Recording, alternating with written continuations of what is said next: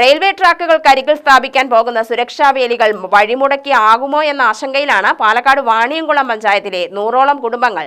ചോറോട്ടൂർ, വെള്ളിയാട് എന്നിവിടങ്ങളിലെ 100ഓളം കുടുംബങ്ങളാണ് ആശങ്കയുടെ മുൾമുനയിലുള്ളത്.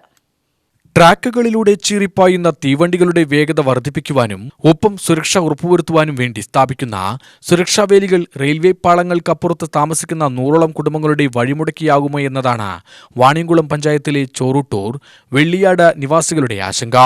റെയിൽവേയുടെ അതിസുരക്ഷാ വേലി എന്ന് പറഞ്ഞ ആ വേലി വരുന്ന സന്ദർഭത്തിൽ ഈ വാണിയംകുളം പഞ്ചായത്തിലെ 11, 13 വാർഡുകളിൽ ഈ വെള്ളിയാട് പ്രദേശത്തുള്ളവർക്ക് സഞ്ചാരയോഗ്യ അടക്കം നഷ്ടപ്പെടുകയാണ്.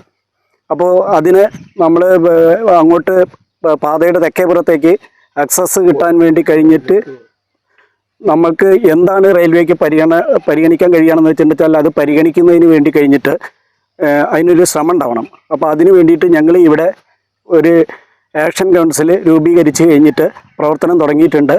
ഏക്കർ കണക്കിന് കൃഷിഭൂമിയും 75ഓളം വീടുകളുമുള്ള ചോറൂട്ടൂരിലെ തെക്കുമുറി ഭാഗത്ത് എത്തിപ്പെടണമെങ്കിൽ ട്രാക്ക് മുറിച്ച് കടക്കണം.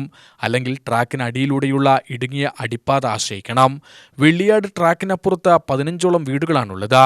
2000ഓളം കുടുംബങ്ങൾ കുടിവെള്ളത്തിനായി ആശ്രയിക്കുന്ന പമ്പ് ഹൗസിൽ എത്തിപ്പെടാനും മറ്റു വഴികളില്ല. ഏക്കർ കണക്കിന് കൃഷിഭൂമിയും റെയിൽവേ ട്രാക്കിന് മറുപുറത്താണ്. കാർഷിക ആവശ്യങ്ങൾക്കായി വാഹനങ്ങൾ മറുപുറത്തെത്തിക്കാൻ കാലങ്ങളായി ഈ അടിപ്പാതയെയാണ് പ്രദേശവാസികൾ ആശ്രയിക്കുന്നത്. സുരക്ഷാവേലി സ്ഥാപിച്ചാൽ ഈ അടിപ്പാതകളിലൂടെയുള്ള സഞ്ചാരം കൂടി തടസ്സപ്പെടുമോ എന്ന ആശങ്കയിലാണ് ആക്ഷൻ കൗൺസിലുകൾ രൂപീകരിച്ച് റെയിൽവേ DMRO ഉൾപ്പെടെയുള്ളവർക്ക് നിവേദനം നൽകിയതെന്ന് പ്രദേശവാസികൾ പറഞ്ഞു. ഏതാണ്ട് 100 ഏക്കറോളം നെൽകൃഷി മാത്രമുണ്ട് ഇവിടെ. അവിടേക്ക് എല്ലാ കൃഷി ചെയ്യണമെങ്കിൽ ട്രാക്ടർ കൊണ്ടുപോകണം, കൊയ്ത്ത് യന്ത്രം കൊണ്ടുപോകണം, അങ്ങനെയുള്ള ഒരുപാട് പിന്നെ മറ്റ് രാസവളങ്ങളോ അങ്ങനെയുള്ള ജൈവവളങ്ങളോ കൊണ്ടുപോകണം വെച്ചാൽ വാഹന സൗകര്യം ഇല്ലെങ്കിൽ തീരെ സാധിക്കില്ല. അപ്പോൾ ഈ സുരക്ഷാവേലി വരുന്നതോട് കൂടിയിട്ട് ആ ഒരു സൗകര്യം കൂടി നഷ്ടപ്പെടുന്നൊരവസ്ഥ ഉണ്ട്. അതിനൊരു പരിഹാരം എന്തായാലും റെയിൽവേയുടെ ഭാഗത്തുനിന്ന് ഉണ്ടാവണം. UTV news, Palakkad.